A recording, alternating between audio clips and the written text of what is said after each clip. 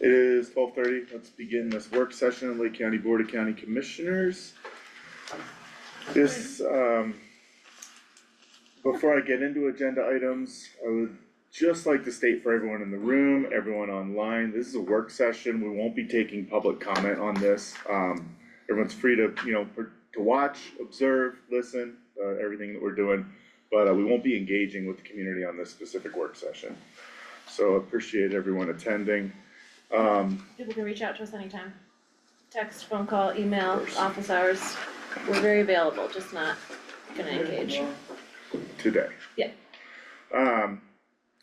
On the agenda, we just have a board-to-board interaction, discussion with, between Lake County and Ski Cooper, and this is led by the Board of County Commissioners and Ski Cooper Board.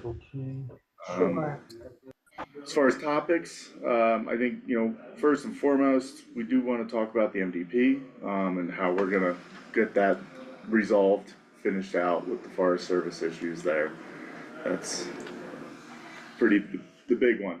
And then we have other topics we wanna engage with you guys, get input, and we also wanna ask, not last but not least, like what are things that we can do for you guys to moving forward, different changes, just kind of, I guess the bottom line is my goal with this is kind of reset the tone between the county and Ski Cooper and sort of get things to a better place between how we all work, how we all talk, how we all just, the working relationship, I don't think it's a mystery or not gonna, gloss over that it hasn't been in the best situation, this whole thing, so.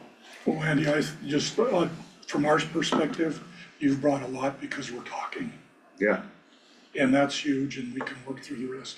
Yeah, we're not gonna agree on everything, and that's fine, but we gotta keep talking about stuff, we gotta do it in a good way, and, nothing's personal here, no one's like, gonna, I don't know, say what you want to us, cause we're not gonna be sad or, butthurt about things, and, I hope we can all kinda get to that same position and just do what we think's best for Ski Cooper, the place that, super valuable to me, super important, it's a huge part of my life, and I think so many other people in this community and at this table, everyone probably feels the same way about that. So, now that we got that, the tone of, what we're doing here, what do you guys really hope to see as far as the next steps with this MDP? Is it approved through you guys, or do you have any questions, comments, concerns?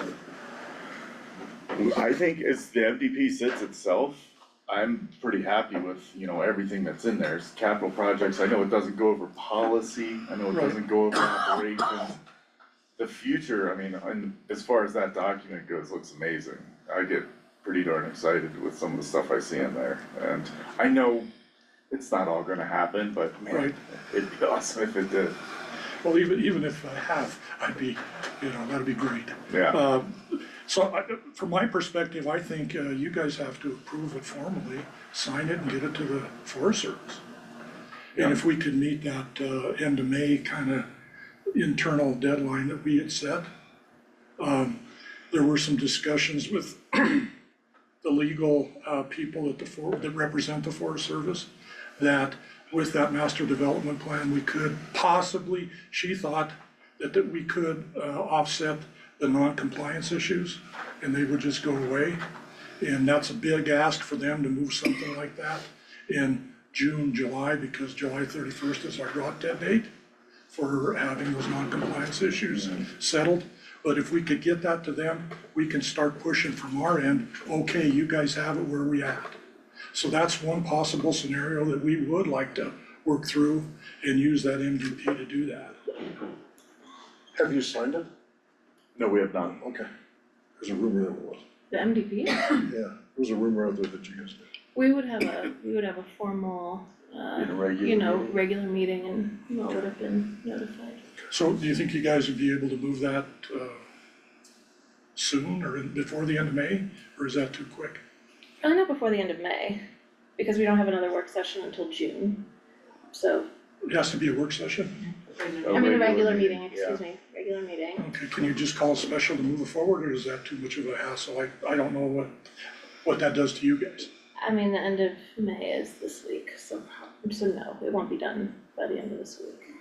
I think that would be, I don't think it would be done by the end of the week. We have a lot of meetings already It'd be a scheduled. big lift, not impossible, but, So we when's could your- put when's it your next on for or at the earliest availability for the Mhm. board to get it signed, and then do we hand that personally to the Forest Service? Do we give it to you guys and you hand it to them signed by us? It's really yours that we prepared for you, Yeah, so okay. however you wanna do it, if you get it approved, we can get it down there. Okay, Or you guys can get it to them as well. I would like to see it signed and we'll hand it to the Forest Service post haste at this point. Okay, I don't think the MDP itself should be a distraction anymore. good. That's huge, I think, and it does give us an opportunity to take care of the non-compliant issues, possibly. But as you know, Andy, the Forest Service has moved the goalpost on us a couple of times, and you've been involved in those discussions. Where Yeah, we had direct discussions with the Forest Service, and they're telling us one thing, you have 4 buildings that are nondescript in the permit that we could assign to the 5 buildings or 6 buildings that we show as non-compliant. And they said at that meeting, cause I asked specifically, so we could use those for any of the buildings? Absolutely, yeah, go ahead and use them. Then it comes back and we get the March letter from Ryan Neal, and he says, well, you can use them for all but the port of entry. The port of entry is a non-storage building, so it can't be used. So are the others except for one. So it didn't make any sense to us. To me especially, I thought it was almost laughable that they put that in there. with respect to whatever they've got going on in-house and the turbulence I'm sure they're dealing with, I really would like to see some more consistency coming from that entity. But in a perfect world, this is not, so we're just working around, it's like the folks at the motocross track have said, they're like, we feel like Charlie Brown trying to kick the football from Lucy. And it's like, okay, here you go, so. Makes it tough to do business, doesn't it? Yeah, so yeah, I'm assuming once we get it signed and in their hands, then we should be seeing a different situation with these guys, ideally. Next is notice of non-compliance on the lease. This is kind of where we're looking at, we've got room here to have some talks. And this is probably where we're not gonna agree on some things, and that's okay, but we're open to talking about these things, and we wanna talk about them with you guys, not at you guys or not against you guys. And I think this is just where we see some evolution available for the way everything, the whole system, I guess,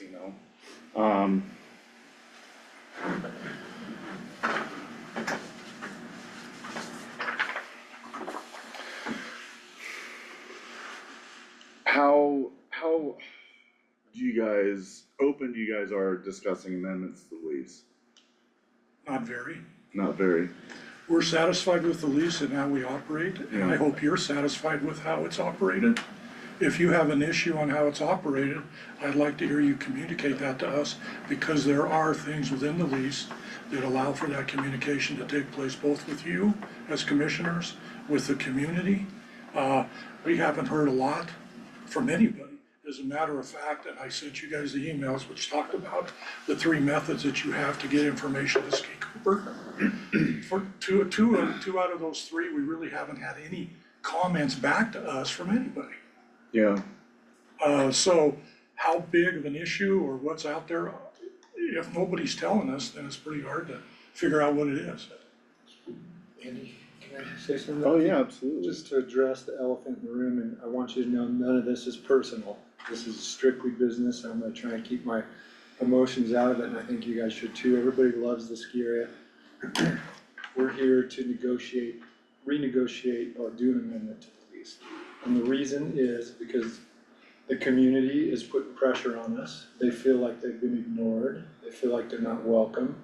And we could cite multiple examples if you like. but Yes, please For do.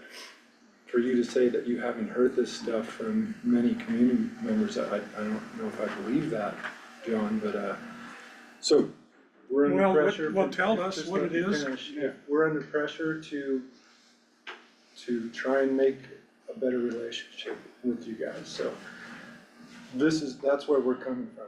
And like I say, it's nothing personal, but, you know, that a lot of people feel like you've excluded the children, you know, ski what way? school. I'm not gonna go into details, we're gonna do that later, but I just wanted to get why we're here out on the table Okay. is because the community feels excluded.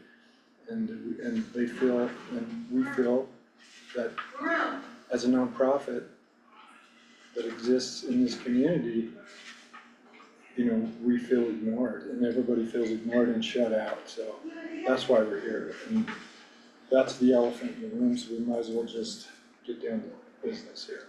Yeah, thanks for being more direct on that, Matt, cause it's such a tricky subject, you know, I feel like this has gone really south in the past, and it's not what we wanna do, we wanna avoid that, cause we have really high respect for you guys, you know, what's been happening out of Cooper, but I think when you just kinda said it, you know, that we haven't heard anything, sort of illustrates the point, because as our job, representatives of the community and trying to be the voice for the people who are not here in this room, it's our job to be like, man, there's a high volume of discontent with some of the aspects that Commissioner Bullock brought up. Some of the other aspects, you know, I tried to have that engagement meeting, I really wish more people would have attended that, because it did touch on a lot of the points that, you know, we keep hearing over and over and over again, and I just, boots on the ground, feet on the sidewalk, in the parking lot out there, on the chairlifts out there, I still hear these things all the time about, you know, what happened to the ski school room? Why are there so many kids in this community who have never skied before in their life? And it's not all on you guys, but there is some onus to improve that and to do better, you know, like there's always room for improvement and everything, and I'm not. May I address that real quick? Yeah. Because you guys are talking at us like it's Ski Cooper's job to fix that. And if the community wants kids to ski, well, that's what we're hearing. That's what Okay. you've said. The Fair way enough, you've said yeah. it to us is what it sounds like to us, Yeah, okay? So I'm just putting that on the table if you wanna get Yeah. the elephant in the room. It- You're not talking with us, you're talking at us, so. it does take let a me- village, I'm not gonna Yeah. say everything's on your Let me shoulders just, to let me make the just tell changes. you that if the community wants kids to ski, the community can help kids ski. Ski Cooper can help with that process. If we can't give tickets to people indiscriminately because of the Forest Service policy. We can give tickets to people. We do give tickets to people. We support any number of nonprofits in this community, giving them free tickets to use for auctions, to use for other things. That happens every year, every summer. Karen Savory hands out tickets like candy essentially to people for nonprofit donations and things. Okay, so that can be done. If there was a nonprofit in this community that was to support kids and kids skiing, Ski Cooper could participate in that nonprofit along with a number of other businesses in this community who could also participate with us in that nonprofit. Okay, along with people donating to that to help get kids in places. So it doesn't have to be, it's not just Ski Cooper. If the community wants kids to ski, then that's the community's job. Bring Cooper alongside with what you're doing, but do something. Don't just say, Cooper, you're not doing anything. And we haven't seen the community move in any direction other than blame Ski Cooper for kids not skiing. I have 9 grandkids. Half of them have never skied because that's their family choice, Yeah, okay? That's a choice that people make. So Let's- don't just accuse Ski Cooper of Wait a second, I didn't accuse Yeah, anybody you of did. anything. You did. I'm not talking at you, we're here to. Well, to that's talk what that way to it you. sounded to us. This is what we're trying to like not get into, you know, like this is not, we're I'm not just saying, saying, For you guys you to set guys, yourselves outside of the community, say the community is gonna come to us and do all this, and then we'll come alongside. I think the view is that you aren't part of the community, that you're not participating. Would you disagree that there's been a systematic dislocation of the community as a whole? I would disagree with that very much, yes. I I get, would say I that get- I that's get not even a around very factual well, statement. excuse me, I get around the town really well, and I'm the local cartoonist, and I have never heard any of this from anybody. The only thing anybody's brought up to me about kids, they go, why doesn't the schools up here, give breaks like when you were young, Ron, season passes and stuff cheaply? And I go, I don't know, I'll answer that. And I got back immediately with them and said, because the Forest Service won't allow that, because that's discrimination, it's federal land. But I get around everywhere and I just hear positive things. I've never heard nothing negative about the place, from anybody. Yeah. And, I just don't know where all this is coming from. We're hearing that if you're not, we are. I just, let me hit, I let me just hit the don't reset button on this real quick. Well, we have, we have community meetings, and we hear none of that. In October, why don't they speak up and tell us? I don't know. Everybody goes, everything's fine, everything's good, every meeting we have. And I'll just say, when we have those community meetings, no commissioner ever attended.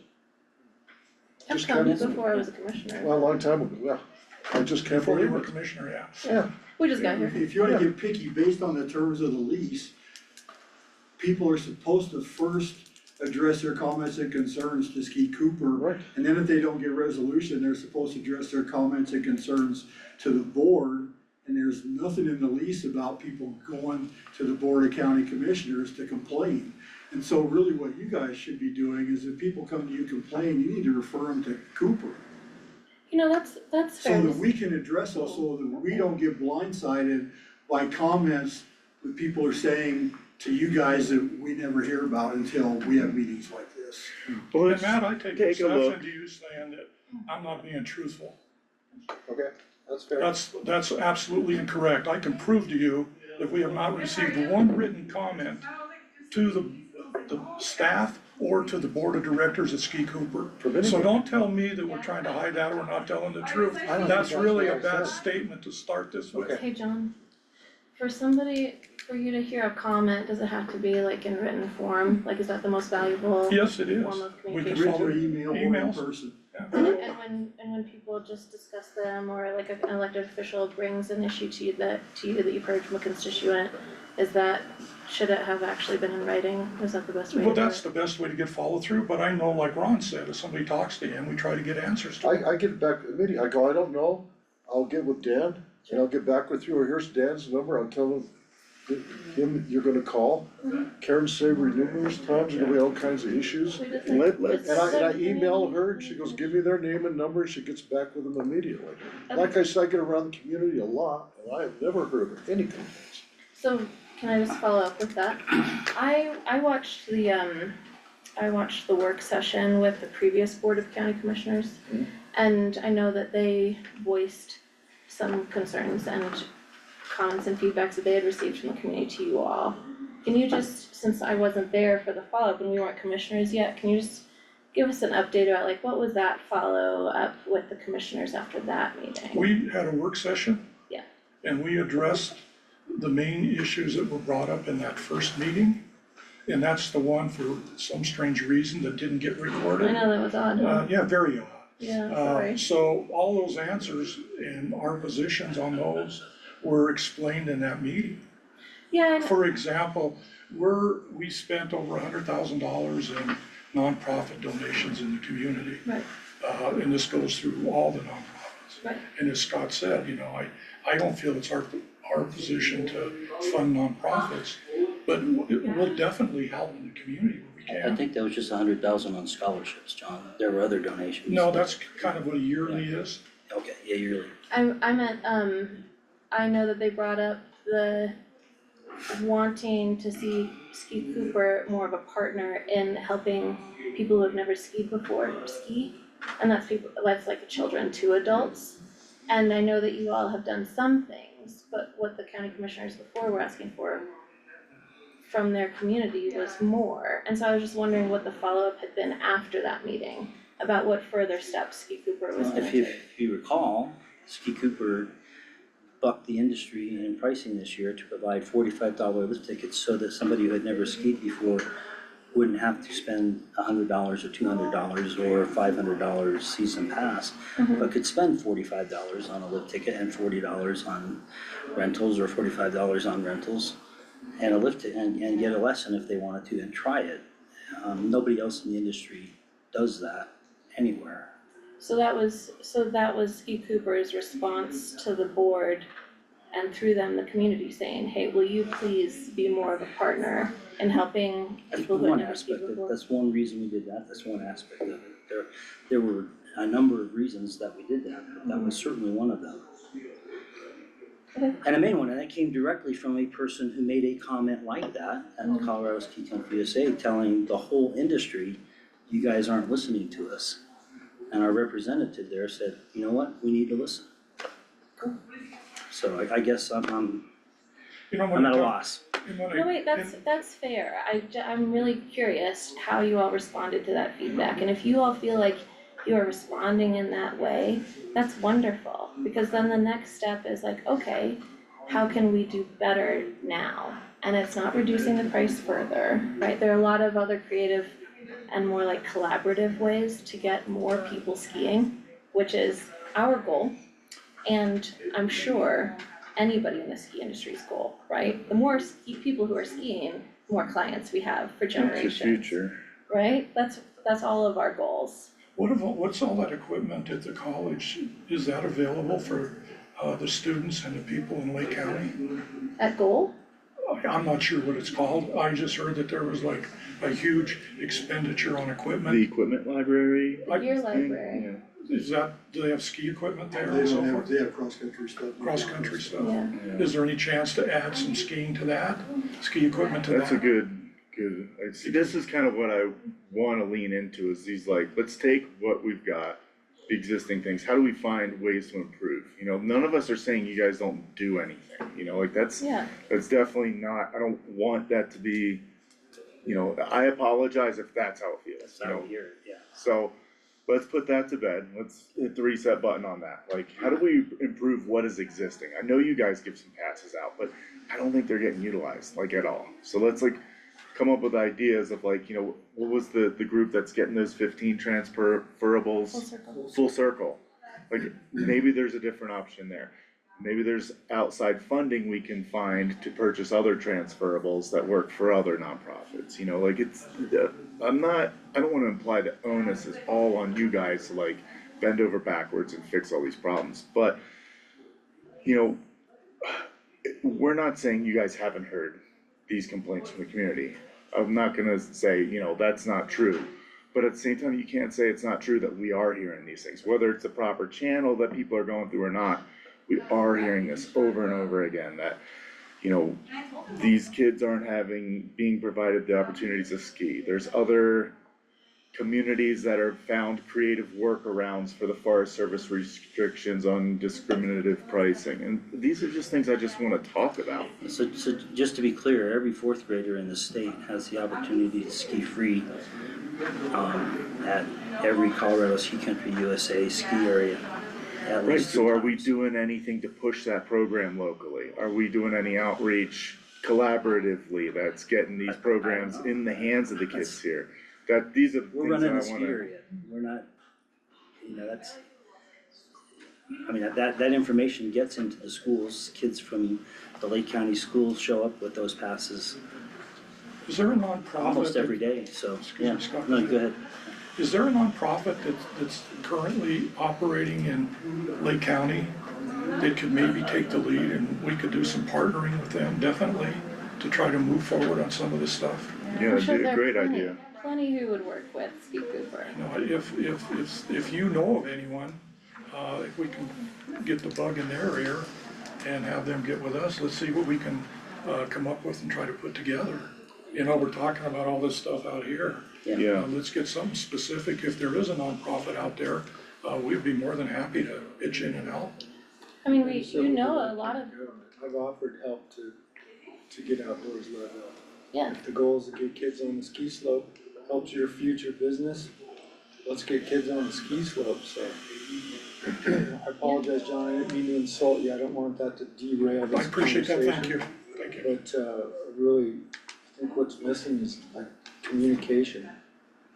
Easy, constant communication, like if somebody on your team that would come and talk to us once in a while, come to community coffee or, collaborate with us. 'Cause it really does feel like you guys are out there and we're in here and we're not talking.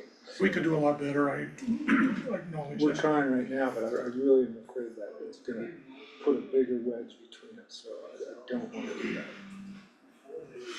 Well, if we can, make some efforts in that direction, we'll see what we could come up with.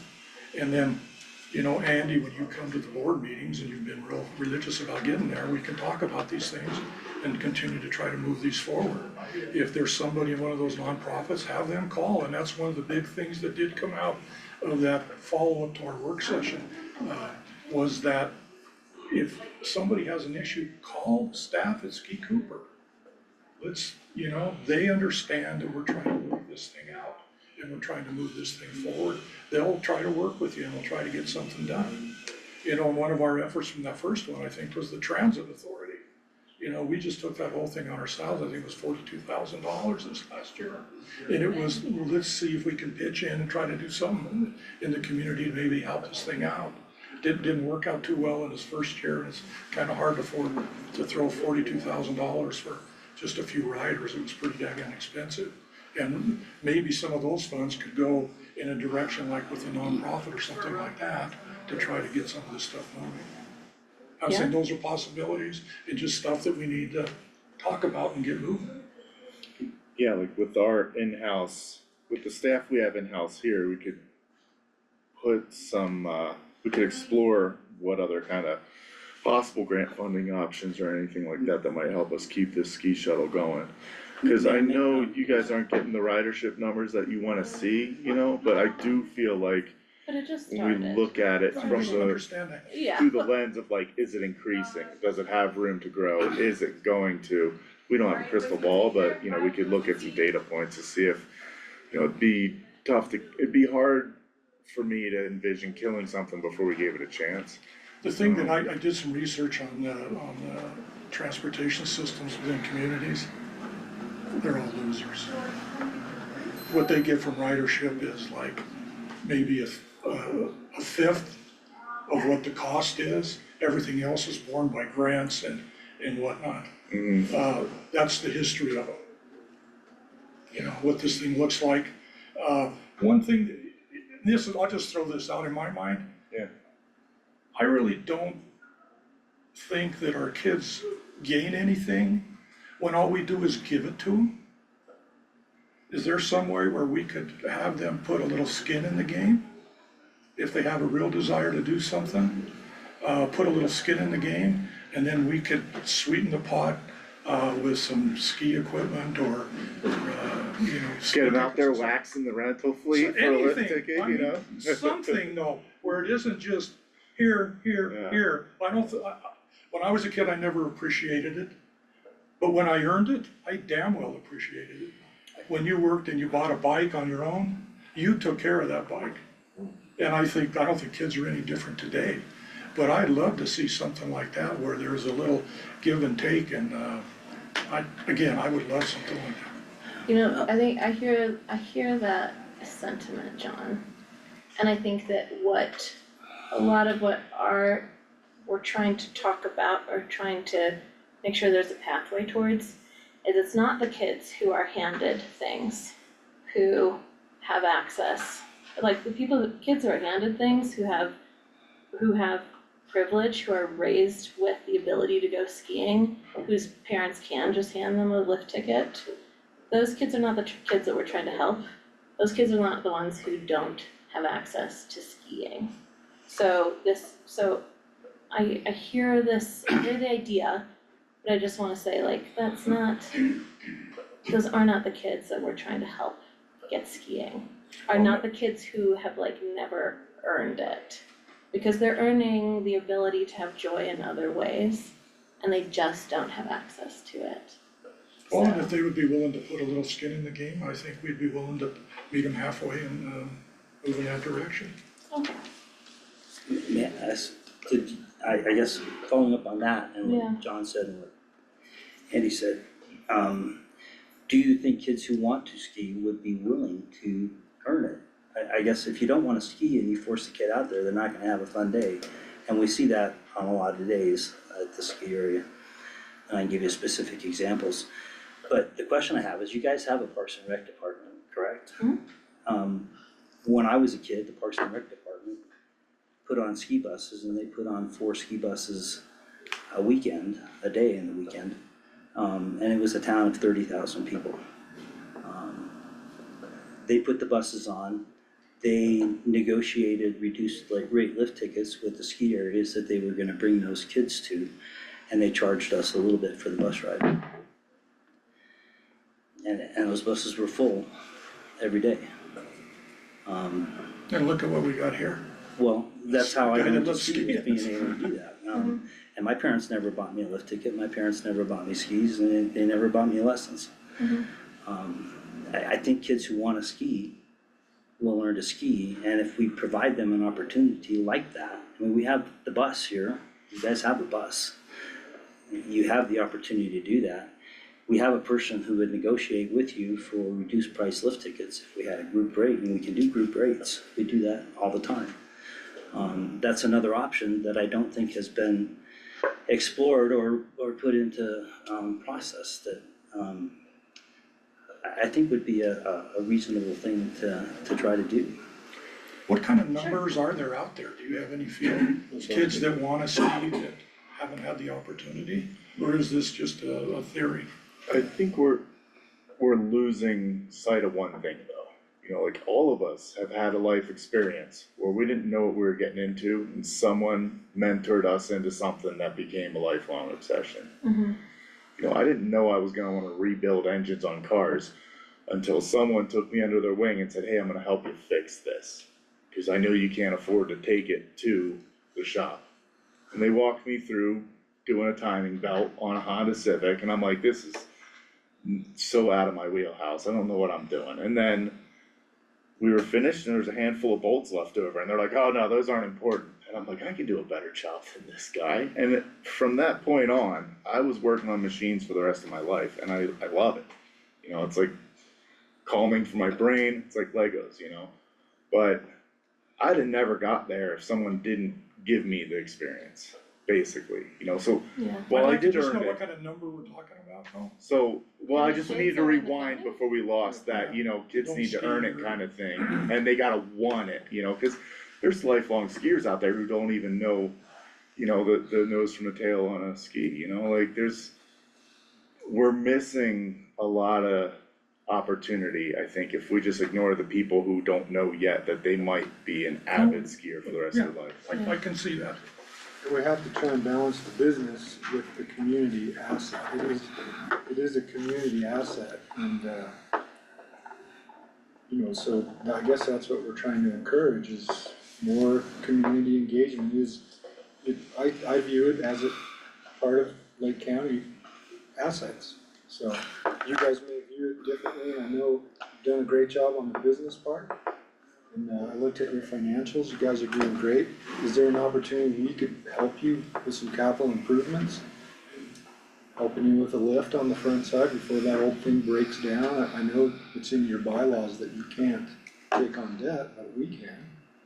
All we need you to do is sign the master development plan. That's how you can help. And then we could put the lift in. That's what's holding us back. We lost the whole summer, 2 summers, yeah. 2 summers, just think of that. Well, we're trying right now, so we're not responsible for last summer, but moving This forward, we'll take full responsibility for anything that happens in the next 2 to 4 years, so. I just, you know, I grew up here, my kids grew up here, and they skied, and I'd go out there, and I'd go, where are your friends? That's when we were given really cheap ski tickets, ski passes, and none of their friends were skiing. So I don't know if they're gonna go anyway. I mean, they had an ideal situation, none of them came, we'd be in the chair lines, and I go, where's everybody from Leadville? Yeah. Where's everybody from the Lake County schools? And it was cheap back then and nobody showed up, so I don't know. We don't know either, but if you expose enough kids to it, out of 100, maybe you get 5 or 6 lifelong skiers, maybe you get 1 employee and 1 future board member out of the deal, you know? It's a perfect place for kids to learn how to ski. Right. $45 a day ski is an opportunity for them to try it out. Your comment is really interesting and intriguing, Matt, cause I talk to a lot of people who show up at the ski area and say, hey, you know, it's our tax dollars paying for this and it's our ski area. And that's not what it is at all. And for you to offer that with the budget issues that the county and the state are having and the federal government's gonna be having soon, that's an interesting proposition to say that, and I'm not sure, I'm not sure if it's yeah, feasible. exactly, that's what I'm just saying, but it's interesting. It would be interesting to try and help you guys out and at least talk, you know, have the conversation, because if you guys have lost 2 years, I mean, how much life does that thing, if that thing breaks down, what happens? There's no access to any part of the hill except on that home. No, Those parts aren't cheap. you can get to the whole hill if you have the surface lift, yeah. And I'd say I'm not too worried about that because we do a heck of a job of maintaining. We just went through and we did a rehab on that lift. But it is a concern, Matt, as things get older, things happen. Yeah. But we're always busy replacing parts, key components, electronics and everything. And that is definitely one that we wanna take care of, and we know that we have to. But knock on wood, as I say that, I think we're okay for a couple of years. And one of the big holdups, quite frankly, is the Forest Service has put a lock on us where we can't do any development. We would already have, or hopefully be in the process this summer of reworking the wastewater treatment plant system. And they, you know, it was fine, yeah, move ahead with the 1999 MDP. And then all of a sudden, nope, we're taking that off the table. You need to get a new master development plan, and then we'll see if we can move that one forward. Why? You know, if we zoom out a little bit, you know, I agree with you, Scott, it would be fabulous if we could help financially with Ski Cooper as a community asset. But probably not possible, but we would be willing to see if we could. But if we zoomed out, like Ski Cooper is just another one of our nonprofit partners in Lake County. And when we engage with other nonprofit partners, we ask them to collaborate on helping with the social good of our entire county. And I think that ultimately, anything that we're gonna talk about today from the three of us is going to be talking about how can we be in partnership with yet another one of our nonprofits in this community to serve our constituents. And I think that that's the lens that we're trying to look at this from. I understand, and I think it's, you know, your fiduciary responsibility to look at the finances of what's viable, but ultimately we need to swim together towards how can we actually help the people of Lake County while you all are helping the business stay viable. We would do the same thing with, we would do the same thing with trying to help domestic violence and sexual assault survivors with the advocates. We would do the same thing when it comes to keeping people from being evicted from utility costs with C4.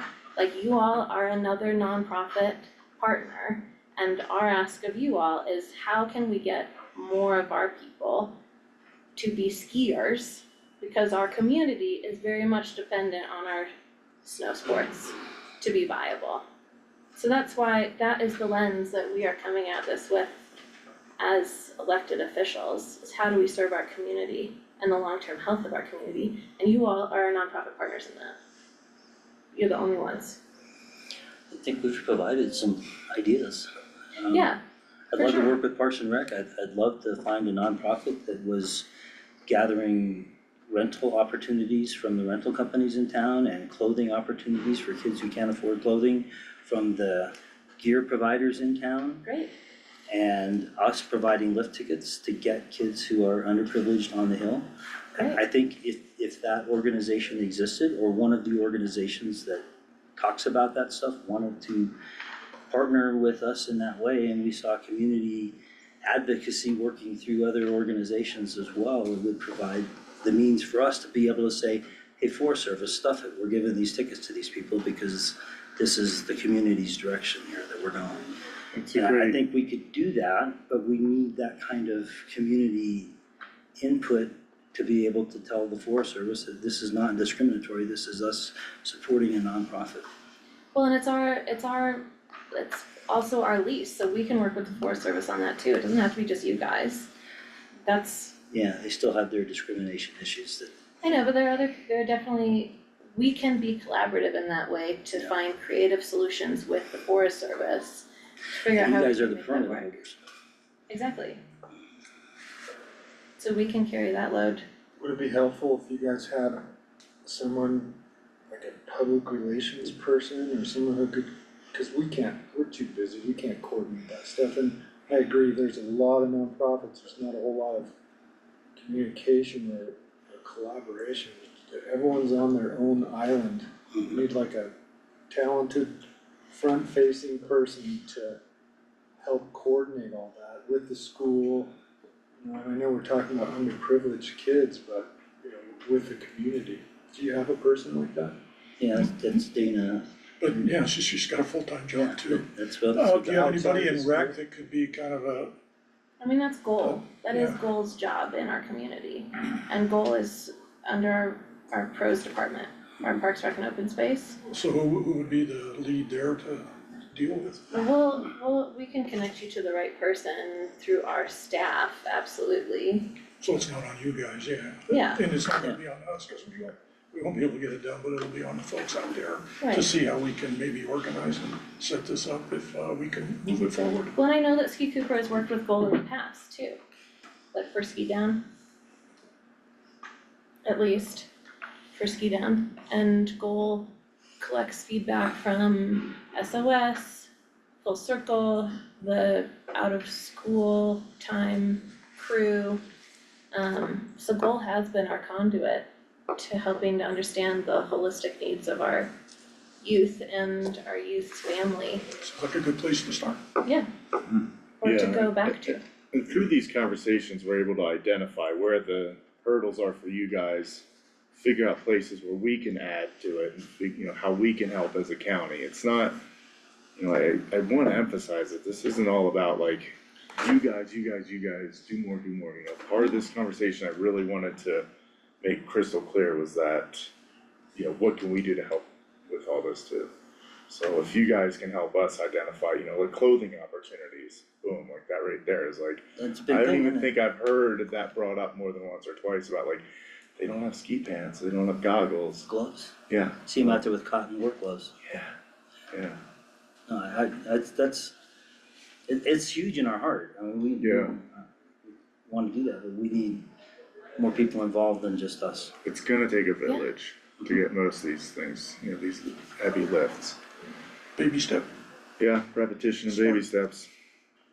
And that's what we're doing, like, that's why we're here, that's why we're talking, because, I don't want a repeat of how things have been. It hasn't been productive for you guys, it hasn't been good for Cooper, it hasn't been, good for you, for us, for anyone, For the community, yeah, we haven't got anywhere. yeah.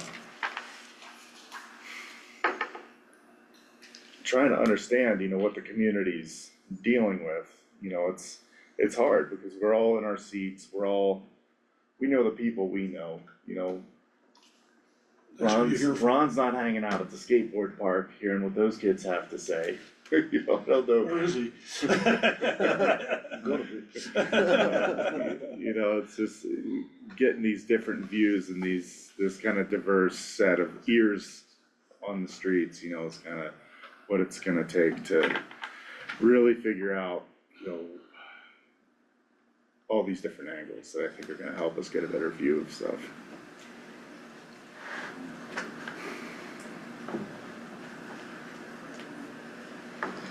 I will tell you that I ski by myself most every day when I'm out there, and I'm on I'm on Cooper at least 3 days a week. And I ride with whoever will jump on a lift with me. And like Ron, I've heard one or two negative comments, but they were questions. And when I answered the question, it was like, oh, well, that makes sense. And I know people are upset that there's not a children's center. But you know what? That building was used 2 hours a day for kids. And that's a lot of building, it's a lot of expense for a couple hours a day for kids to go in and eat crackers. And when things changed during COVID, we had to adjust. We're in the process of changing back, if you read that master development plan. So it's not we ended this and it's never gonna happen again. We had to make adjustments to make a business plan work to keep us going through a challenging time period. But we wanna get back to that direction, but better. And so having that master development plan to be able to do that better, and the freedom to fix the septic so we can fix the lodge, so we can add that piece, so we can add that front lift to get more people out. All of that is part of that to get to that point again. Yeah. And it's not like it's a static, we killed this, it's never coming available again. We stopped this for a while because we needed something different. We needed to be able to feed more people and house more people because we had more people. When I started working there, if we had 50 people on a weekday, it was a busy weekday. If we had 700 or 800 on a weekend, it was a busy weekend. Okay, we're double those and even more on the weekends now. We are packed every weekend day. Regrettably. We used to be able to park and go skiing on President's Day weekend, so Yeah, there's that part of it too that we're all gonna miss. and that's why we aren't offering deals on weekends, because we don't have to. Yeah. We're packed already, and frankly, if we did, we'd be, It'd be even worse for my it would be an house unenjoyable experience for people. Just as an answer, and you kind of mentioned it, Andy earlier, is, the children's center, the COVID came along, of course, and we couldn't do that. And then as you guys look through the MDP, what is our biggest issue? It's lodging, it's meals. That's where we're overrun the most. And then that was the idea, is let's try to expand and take some of the pressure off the lodge, because that was a real bottleneck. And that was, as Scott said, underutilized space. The rental shop, which is one of our better revenue generators, was also out of space, so we took retail, set it up there. Then we also opened another dining facility there, and that took some pressure off the lodge. Those were the business decisions that we made to do that, but we do hope to get back and open that children's center and even expand that over there with this master plan. One thing that jumped out at me that I am concerned about with that is, and it's not functionality or operations or policies, it was that was clearly described in the Forest Service, in the permit, or the lease, I'm sorry, the Forest Service permit, how they identified all the problems with the buildings, right? The storage building, temporary buildings. And they identified what each building was. And I'm not saying this is more of like, I wanna make sure that we don't end up in problems with the Forest Service again. And it says clear that that's a ski school building. And now that it's not a ski school building, is there any worry that the Forest Service is gonna come back as soon as we get all this mess cleaned up? And then, soon as you guys are ready to put a shovel in the ground for something else, we're gonna be like, oh, well, this isn't a ski school building anymore. This is a tap room. Here's my thought, and I could be wrong. Because I've watched them nitpick over finer details, and that was just one that jumped out at me. I'm hoping not, Andy. They're more concerned with the building and what space that building takes, and all the studies and so forth have been taken care of in order to put that building on Forest Service land. Okay. I don't know that they care as much about what's in the building. I think we can alternate that. It doesn't have to stay that forever. Yeah, So I understand what you're saying, and it is a concern, but I think we're fine. yeah, They understand the concerns of overcrowding in the lodge as well and taking care of people that way. Yeah, And it's frankly outside their business scope to tell us what to do with that. Might be outside of our business scope, but as our No, tenant, their business their scope business, is, I see what you mean, I see what you mean, yeah. yeah.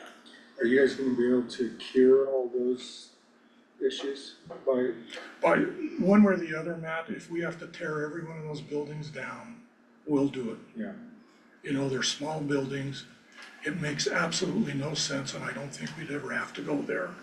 And the letter from Ryan Neal said that we could at least get 3 of the main buildings that we're concerned with in our operations approved under the old permit that said we had 4 buildings which were nondescript, that were kind of portable buildings. We can take those 4 and take away 4 of the 6 that are outstanding. So hopefully there's only 2 Just that 2. we would have to take out. But we're gonna fight for the port of entry, I'll tell you that. you are. You are? I Yeah, think it's in that, your MDP, I was surprised. Well, the MDP was, we were told could be used to offset the non-compliance issues. Yeah. I think the bigger question, Matt, is yes, we can get that all cured.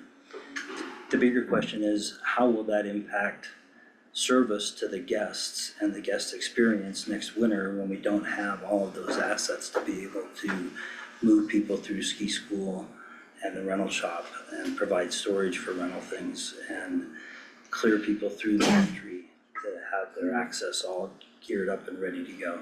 That's the bigger question, is how is that gonna impact our service to guests? Not can we do it? Yes, we can do it, but at what cost? That's what I would be concerned about.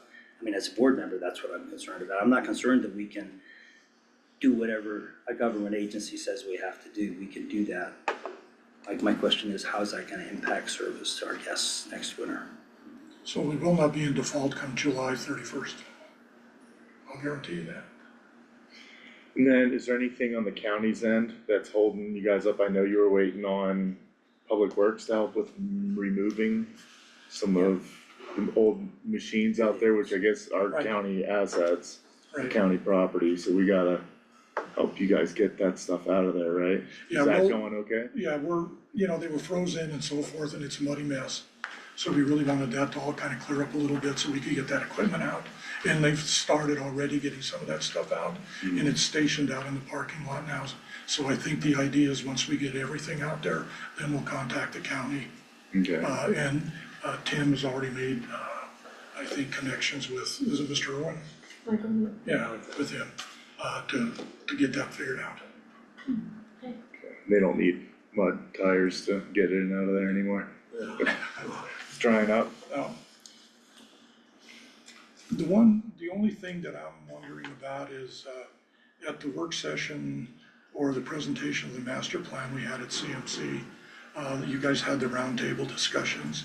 And our annual meeting's gonna be the 28th of June, and I would love it if all of you could be there. I know you have maybe some notifications that you have to put out, but you could hopefully see the interaction with the community and what's available to the community to interact with us.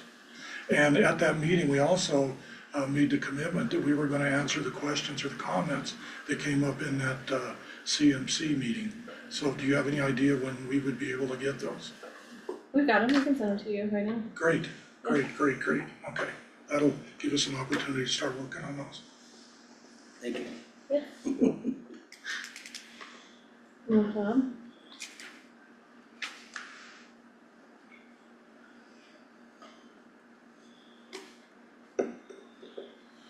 I don't have anything else for these folks, do you guys? Anyone? Do you No, wanna talk more about the amendment?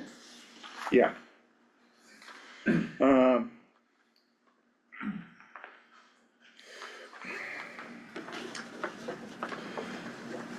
Alright, take a deep breath. This one's gonna be pretty far removed from what you guys are gonna be comfortable with. Just gonna,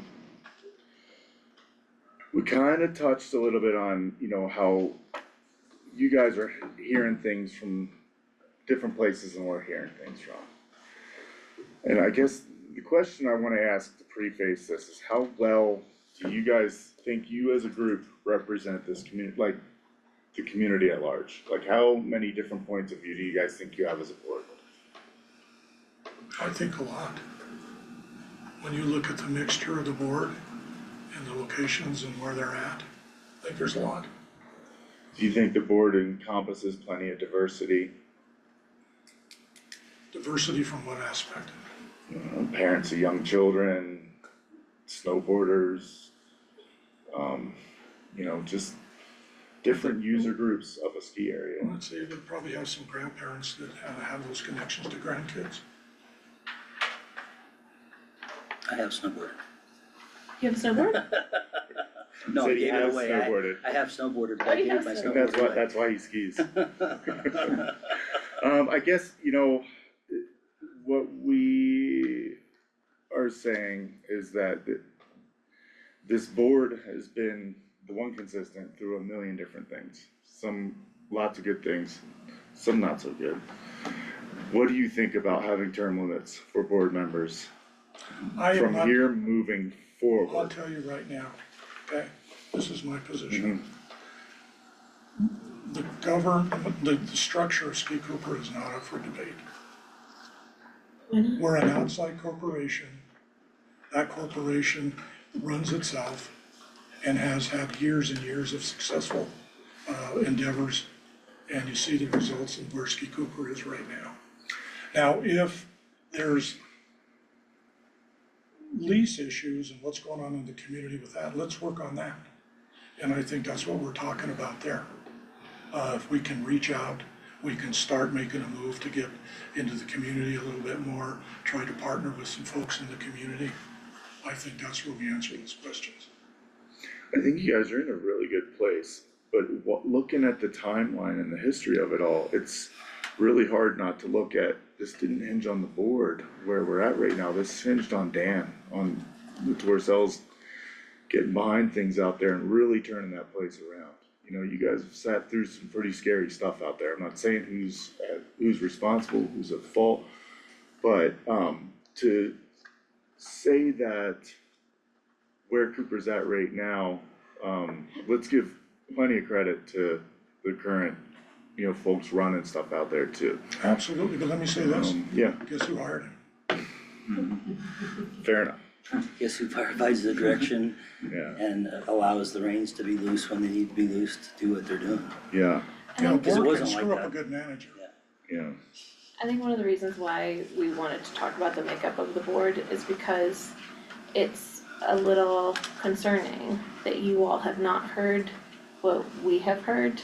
Like when the board is saying, hey, we've never heard this, hey, this isn't how you're supposed to give feedback to us, this is not the proper mode of communication, everything we've heard is great. Like that's not a good sign, because that's not actually the sentiment in the community. The sentiment in the community is more broad than that. Yes, that exists, but if the board isn't hearing those things, the question becomes, well, is the board representative of the community so that that feedback can get to the board, so that you all can make decisions that actually are in line, so that you aren't sitting down with your landlord having these conversations. That's why it's one of the things that we wanted to talk about. But keep in mind, the three of you are public figures. Yeah. We are not, the board of Cooper is not. You probably have never seen our picture in the paper, and you guys probably been in there more than once. You have regular office hours that you post, we meet once a month. Yeah. And when you start talking about term limits, the disadvantage of that is you lose institutional history. If you start turning people over every 4 years or every 8 years, eventually you get to where you don't have anybody who knows what happened 15 years ago or 20 years ago. So you start either making the same mistakes or start repeating things, because there's no one to say, well, we've done that already. We could probably qualify we haven't heard those things, because we understand there are people who aren't happy that you have to pay full price to go do uphill during the day. We understand that, but that's a business decision that needed to be made for safety on the hill. We understand that, I mean, 2 people I've talked to of the hundreds or thousands at the gate, when I've stood there and been the ambassador meeting people coming in, 2 of the people I talked to weren't happy about the gate entry. That's of the multiple thousands that I have talked to who were happy with it and liked it, so. Yeah, I have heard disagreements, but it's. And the thing about it is we've been on the board a long time, you're right, we're highly qualified, every one of us. Well, you get term limits, and people come in, like Jerry says, they're not that concerned about what happened in the past or whatever. And they get up and leave and we lose a ski area. It happened with the hospital. They come here from out of town, they screw things up, the hospital closes, they go back to Boulder where there's 5 hospitals, we have none. No ECU unit. Same thing happened there. My parents were up there, grandmothers were up there, they made bad decisions, they had to leave town. They closed the hospital and ECU, those people died within 3 months. So we love the hill, we know the way we want it, and we don't want that to change. A long time ago, they wanted to build condominiums out there, remember? And hotels, just think what that would have did to the place. And we had a commissioner way back when, remember? I won't mention his name, but he was coming up with all these things. At the end of the year, he goes, you're nonprofit, you should have 0 money in the bank. John Clapper, the chairman, will go, well, we need money in the bank in case something breaks. That's why we keep money in the bank. He goes, at the end of the year, you should have 0. Now that guy's gone. If we would've did that, we wouldn't be able to pay our bills. He's in another place where there's a ski area, and Cooper Hill would have been closed. So that's why I'm against term limits. You know, we, as a board, I think, really focused on 2 things. One is Ski Cooper and the operation of Ski Cooper and making sure that it's viable. We also have a responsibility to the general ski area, ski people and customers. We have to satisfy that group. And we, I think, have done a great job in that area, both those areas. As you've pointed out today, and I think probably rightfully so, there's some stuff we can sure do to reach out more in the community and to try to make some inroads there and put us in a better light and to try to help the community where we can. And we can work on that. And that's the one thing that I see where we really need to work on something. I don't think you can complain about what we've done in the other areas. And I think those are paramount, really, because if you don't do a good job on those areas, you're not gonna have an area, you're not gonna have a ski resort. So you have to make money, and as you can see, the cost of those replacement on those equipments, to upgrade that stuff, it's tremendous.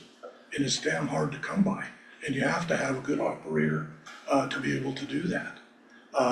But I also say you have to have a good board that oversees that and has for 40 or 50 years. And let me tell you, there were some damn tough times that we went through. Yeah. But you have our commitment that we will work on that 3rd leg that we've really kind of ignored, I think, and I'll give you that. But the other thing I'll say, I don't know how many people that is that are complaining about that. You know, we hear it, but are you guys seeing the same folks all the time? We have opportunities for people to let us know and to tell us, but if they don't take the time, how the heck are we supposed to know what the issue is? You had that at CMC. You know, you were hoping for a lot more people. Not that many people showed up. Doesn't say it's not important, and it's not something that we'll try to accomplish and to do better in. So I think together we can work on that stuff. John, I feel like when it comes back to the board makeup, I love that you all are willing to like work on getting non-skiers access to skiing. That's wonderful. As a 501c4 though, you all should have been doing that already. So another question I have in my mind is, why would the board not be directing your operators to make sure that you're fulfilling your role of social welfare as a 501c4. And that's not just served through cheap lift tickets, like that's served through serving the community. So like, why is it that the BOCC coming to Ski Cooper is the reason why you're going Because to those bring this people weren't back? complaining to us, as we said. Right, but the problem existed. And I knew about it before I was a board of before I was a commissioner. Well, that's the debate we're having now. If nobody comes to tell us that there's an issue, it's hard to know that you have an issue. You guys are coming to us now and you're telling us we have an issue, so we wanna work on it. I think we've done things in the community. We do a lot of things in the community. Maybe it's not this specific thing for the welfare of the community. We just did 10th Mountain Day out there. That's for the good of the community. We do scholarships in the community that we give out. That's for the good of the community. We contribute to nonprofits. That's for the good of the community. We're paying the salaries for the ski race crew. That's helping the community, okay? So it's not like we're not doing anything, No, it's not. but it's the other things, and now that we know, that would be my answer to you, we will work on it. I would take exception and say that we have been doing things for the community for a long, long time, just along what he said, but I have been involved with the school events where the rental shop was essentially shut down because we were putting so many kids to get free rentals, to go get a free lesson. And then I spent my afternoon with them, actually that morning, helping them get through there. And then helping them get onto the hill and doing a 10th Mountain Division ski down day with them because the teachers didn't want to come on the Friday because they don't work on Friday. So that was all donated by the ski area. The time was donated by me. And those are just examples of things that we do and have been doing over the years routinely. It doesn't reach everybody. It doesn't reach people who don't see things because they aren't there to see it, but it happens. And so to say that it doesn't happen and that Ski Cooper isn't doing it and that the board isn't encouraging it to happen, just as though, you said that the SOS passes weren't used this year. Well, you know what? That's not our fault that those guys didn't come and take advantage of a product that we made available to them. We can make the product available, we can't get them there. And I'll tell you that the increase that you've seen in our revenue doesn't match the increase in the profit because the profit hasn't changed much over the past many years. Okay, the rest of that money is going into the pockets of the people who are working at Ski Cooper that's coming into the community. Okay, I mean, our profit has been $1 million over every year since all of that has been happening. But that's how much expenses have gone up. That has cost, the revenue's been going up and up and up and up, but so have costs. And our profit has not gone up nearly that same amount. So it's. You reminded me, Scott, our estimate is that we probably bring $17 million into the community. And that's huge. In addition to that, since 2012, we put $5 million in capital expenditures at Ski Cooper. That ends up basically on the county's balance sheet. Yeah. So we do make substantial contributions to the community. I did not mean to imply that you do not contribute to the community. Let me be super clear. You all run an amazing business, okay? I love Ski Cooper and I'm really impressed, especially hearing the history of what Ski Cooper has been and what Ski Cooper is now. I think it's amazing. The difference between a company just an everyday LLC or S Corp and a 501c4 is the social welfare aspect. And we're asking that you all, as our nonprofit partner in the ski industry, just make sure that you are staying in line with that, and part of that is making sure that as a board, you have the right people on the board who are bringing the right skills to the table, the right attributes to the table, and the differing perspectives. And if you did not understand that the social welfare of how Ski Cooper could be engaging with our community in its whole, if you weren't aware of that, take a moment and pause and say, okay, is our nonprofit being run by a board that actually can bring all those perspectives to the table? That is what I am trying to make sure that we're talking about. I think we just explained how we do that. Yeah, and I'm saying I don't quite agree, which is why we knew this was gonna be a tricky part of what we're asking for. This happened before with the Friends of Ski Cooper. I think it started 12 years ago. Mhm. And it started in a room like this. Mhm. And then it went up to the court, cause more people were coming. And finally, it came to the auditorium at the high school, and the place was packed. And the whole place stood up and supported Ski Cooper. And we should be aware of that also. And I could be It looks like we're going down that road again, I mean, I'm sorry, what do you mean that they stood up and supported Ski Cooper versus what? well, people what was it, the Friends of Ski Cooper were saying the same thing you guys are saying. We're not doing our job, we're not contributing to the community, things like that, lower ski tickets, all these kind of things. We should be doing this, we should have zero money left at the end of the year, we should give that all away. I don't think we've said any of those things. You're No, saying we're not aware of, as a board. Yeah. That the community socially needs these things. That there are some aspects that our community needs that Ski Cooper has not yet been a partner to try to provide. You said we're not aware of it. No, if you're aware of it, then you're not doing anything about it. And I would assume that if you all knew that there was a social need, that you would try to meet that. How come they weren't there at the October meeting telling us these things? We have a meeting every year, nobody says nothing about it. That's a great question. I don't know, I don't run your meeting, I don't do any of the marketing, I don't work with any of And your this, partners. it's open, the free food, free everything, they come out, nobody says, maybe they don't they have just cars. say we're doing I don't what we know, got. you know, Maybe and- they And don't then- have vehicles. And then the question is, how many people are there like that? Yeah. that's There are what- plenty. Plenty, There are define that plenty, for me. there are enough people that are. 100? I can 50. do this actually, because Okay. this was one of what I'm trying to, like, describe as far as a diversity within the board is that 2013, I was director of children's programs for Lake County Public Library. Of 30, 40, 80 kids in the AMAC room, it's crazy. But I talked to every single one of those kids, and usually during those conversations, it's like, what are you doing? It just snowed like 15 inches, man, are you getting out there this weekend, what are you doing? None of these kids, maybe 10% of them had ever once in their life been on a pair of skis or a snowboard.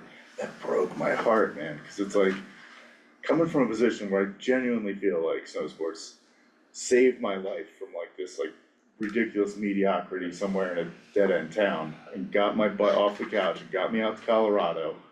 And I've only been here 26 years, but like the life that I have, I attribute directly to snowboarding, snow sports for you non-snowboarder folks.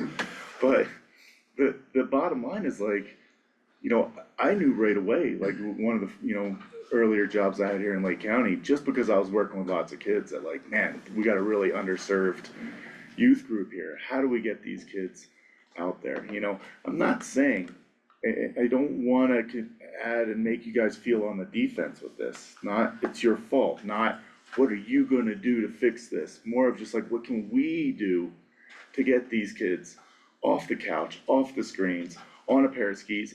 They probably don't want to. They're probably like, I don't wanna do this, I don't wanna these gloves aren't cool, I don't wanna wear these, but give them a chance. What can we do to give them that chance to find out which ones of them are gonna be like, you know what, I'm never leaving this town, I'm gonna stay here, I'm gonna shred every day, I'm gonna see if I can get 100 days in a season, and how can we do a better job at that together? And part of that, I feel like, is having these different perspectives as a board and seeing these things that some of us get a chance to see that you guys might not get to see so easily. And I don't want you guys to feel like, you're not doing a good job, you're not doing this right, what do you know, I really don't. And it's so hard to have these conversations without going there, and that's what I don't wanna do, and I apologize if that's how it feels, cause I know it can. I wanna emphasize, that's not, It does, and we've heard the comments that you mentioned, and I know the 5 people that make those comments every year, all the time. I know who those 5 people are, I could name them right here if you want me to, but I won't. And I get it, but they're vocal, and they're a small minority. I get it. I don't think they aren't a minority, Scott, that's the problem. We have an entire department dedicated to making sure that people who do not have access to the outdoors have more opportunities to the outdoors. So it's not a small minority, it's a large group of our constituency within Lake County. And because you are only hearing it from 5 people, does not mean that it's only 5 people who feel that way. How many people does your department serve? Thousands of people. Thousands? Brian, how many people has Goal served? Last year we served, let me just, sorry. Duplicated 8,775 individuals. Individually, we're probably closer to 2,500. What's the difference between those two numbers? I'm sorry. Program participant days, like you on your end can track individual people, their season pass, but you may not be able to track the same person who goes in, So it's the number of visits, if you will. yeah, just number of Visits Okay, versus so unique visitors. 875 people. 8,007 8,775 duplicated services. How many of those are CMC students? 2,500 different people. Those, 2,500 different people. within CMC, they might In be Leadville? like, Yes. we That's have, a third of the Things population. like Third- Rocky's third- Rock, third of you the guys know population. A third of Rocky's the Rock population. programs, Why things like that. I are mean, there we've that got many? hundreds There's and all hundreds. kinds of jobs and stuff, I'm sort of tired of getting things for free. We No grew up one's the hard asking you way. to get anything for free, Ron. Well, What we're whatever. asking for is, how do we improve what we're already doing? Why don't the parents of those kids go to work? You know, that this, do go to this is work. where Well, I then they should be able think, to support them. Wow, no, we're not gonna talk about the people You who know, the live in thing Lake I wanna County. do is We've got some good ideas. I think we got a couple of things here that we can move forward on. And we could serve and offer opportunities to those people. That's the direction I'd like to go. Well, we have a proposed lease amendment that we would like to give to you all. That's fine, please pass it along. And I think that is really what is going to determine when we can move the MDP along. Well, don't move it, keep it. Doesn't matter to us. That's fine, it's just what we're proposing today. So you're If you're telling gonna, us, if we don't go with this, then you're not gonna approve the We're- MDP, that's, we're- you're holding that over our heads, is that We're what you just said? we're proposing an amendment to the lease. We want to have that conversation first before we approve the MDP. Wow, that's interesting, please, go share. conversation, it's a start, We wanna have that conversation first. yeah, let's talk about it. Here, we have more. I did have more. Well, you saved a doozy for the end, that's for sure, and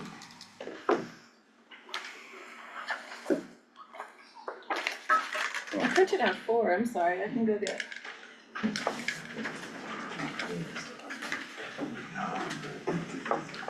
Here, I'll this print is out- the amendment?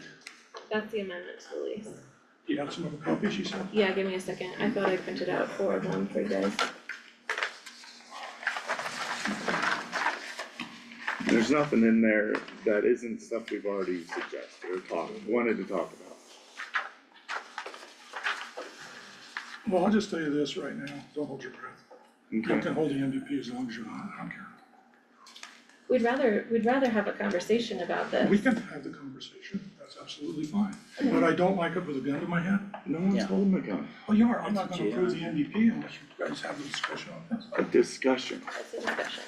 So we're trying to get the MDP, so we gotta get this back, we gotta have a board meeting ourselves. Meanwhile, the MDP's held up. So why didn't we know this like 2 months ago? Why didn't you lay this on us before we come to this meeting? Those are just the concerns that I have right now and my personal feelings, okay? I've I don't know where the mentioned- board's gonna be. I've mentioned everything in there Well, that's fine, In but it's not a one-on-one proposal that you conversations want with a you. lease change.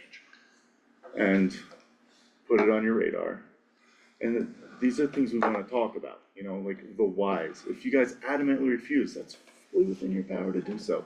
We're all grown people, we can talk about this thing. I'm not gonna get emotional, are gonna get upset, you can say, no, that's a horrible idea, this is why, X, Y, and Z. And then we take it from there, you know, like. Yep. You don't have to slam a folder, walk away angry, you know, you can say no, that's I don't totally like, I within your don't like the power. gun to my head, okay? The discussion, asking for discussion is not saying this or else. Why can't we say, let's have the discussion, we'll move the MDP along?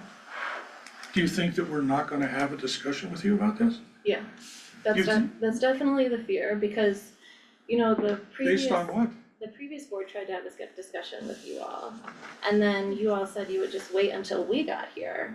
So you did not follow up with a discussion with the previous board. We came to a work session, Mhm. we discussed anything that they wanted to discuss. Yeah, That's not true.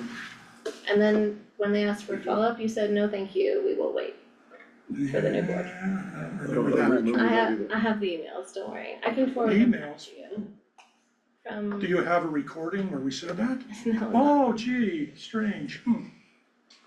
okay, No, you John, if did- that's how you wanna behave, that's completely up to you. No, if that's how you wanna hold over our head, that's up to you. This is how we're going to try to work in partnership with you all. We've been hoping that you would come to the table, having heard from the community what the requests are. We were hoping you would do it on your own. So far, we had 3 work sessions, we had a thing at CMC, and now we have a meeting here again today. I wasn't even gonna come to this meeting. I go, they saw what the MVP was, are they gonna sign it or not? If they have a problem with it, Andy could bring it to us, change this, we'll talk about it. But we're forced to come to this meeting, I don't even know why we're coming here. Everything was laid out, the MVP, I thought you were gonna approve it, and I heard a rumor that you guys did, and here we're having another meeting. I just don't understand how come we're having all these meetings for. It's a little bit ridiculous. disingenuous to tell us that you have no problems with the MDP and then at the end of the meeting say, well, we wanna have a discussion. We'll have a discussion at some other time, but to say that we're not gonna forward the MDP that you've already said you agreed with Right. until we've had that discussion is a little I disingenuous. think so too. Apologies, we did, all the things that we just brought up are all the things in the lease agreement, so this is the discussion, is us talking about those things that we're proposing in the lease agreement. So you want term limits on board members? We'd like to see a more diverse representation of the Lake County community on the board, which includes term limits. That's one of the things we put into the And I explained why we should not have those. Because we have those, people come here for a couple of years, and we end up We can losing take it to our. a meeting and discuss it. We can't do anything here. No, cause we don't, we have to go line by Yeah. line and check and see what the differences are. Yeah. Yeah, One of the things with board diversity is when we have an opening, it gets advertised in the Herald Democrat. I think one year we had 4 applicants. So that affects diversity. What skills each individual has or can bring to the board, that can affect diversity. The diversity of the community, I mean, how many black people do you see running around Leadville? I think I've seen 2 or 3 in the last week, that's about it. We're probably never gonna have a black person on the board. Most Latinos have got better things to do because they're probably working 2 or 3 jobs. We'll probably never have a Latino. Most of the people on the board now largely are retired and have the time to put into going to board meetings and whatnot. And everyone who's on the board has brought some specific skill to the board that the board has needed in relation to running a ski area. Highly qualified, by the way. And so we can't, do this, a situation where we're specifically looking for a woman, or we're specifically looking for some minority to get on the board to add some kind of diversity to it. I think what they're looking for is people come here like, been here 5 or 4 years. That's the kind of people they want on the board. Well, I'll tell you, we have this from you. We've had a discussion, I hope that we can move forward with some of the ideas. I think there was some talked about. great ideas that came. Yeah, From what I think, we were I think we talking can move forward and try to help the community there. You guys need to do what you need to do on the MDP. We'll have this discussion when we have our board meeting, and then we can have the discussion from there on. thank you. Alright, deep breaths, Thanks, you guys. thanks for coming in. You bet. Thanks for the Thank you. conversation. Yep. Yep.